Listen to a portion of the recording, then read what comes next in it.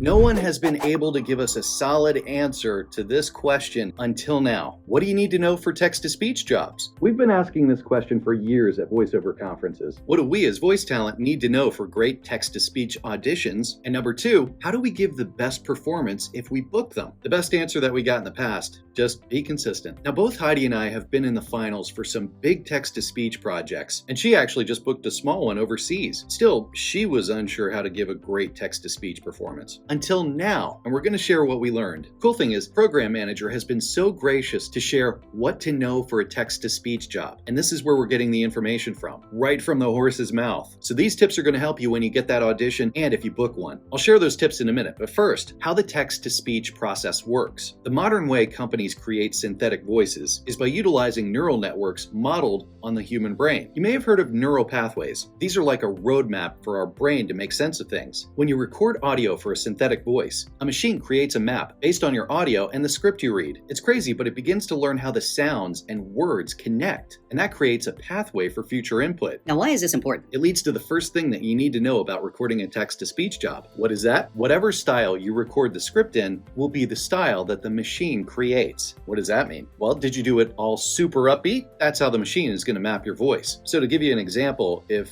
the company would want a conversational read, they wouldn't be able to get it from that super upbeat read that you did for them. Number two, it would be a good idea to determine the purpose and the goal of the text-to-speech or synthetic voice project that you're going out for, and then choose a specific delivery based on that. What's it going to be used for? Will it be e-learning, a brand voice like Alexa or Siri? Deliver the lines not on the script, but on the purpose or goal of the project. That's a huge tip right there. Do that and you'll stand out over everyone else who isn't even thinking about that. The third tip that the project manager shared, pacing. For a TTS project, you want to aim for an audiobook narration type pace. Not too slow, not too fast. You need to be heard clearly. Tip number four, consistency is key. And that's what we were told at conferences. But it goes deeper than that. Consistency is what allows the machine to find the map between the audio and text easier. That's why it's important. Here's another tip to help with consistency. TTS scripts are long and time-consuming. Don't try and get it done quickly. You need to space the recording out over days so your voice doesn't fatigue. And believe us, when it's fatigued, you can hear it in the recording, which affects the final outcome. Keeping your voice healthy is huge and helps with consistency. The other thing about it, TTS scripts get very monotonous. You're doing the same thing over and over and over again. Just know that that's part of it and do what you can to keep the same pacing and energy throughout. Tip number five, clearly enunciate words. This is key in that machine being able to create that map. Number six, TTS is interested in unique, authentic voices. Not voices mimicking robots. Give a natural delivery that allows your authentic voice to shine through. Number seven, audio quality is extremely important. And if you need help with your home studio, I'll put links in the description. The audio needs to be clean, free of mouth clicks, and outside noise. The machines can often pick up noises that we barely hear, so it's gotta be pristine. And if you are recording a TTS job, but your home studio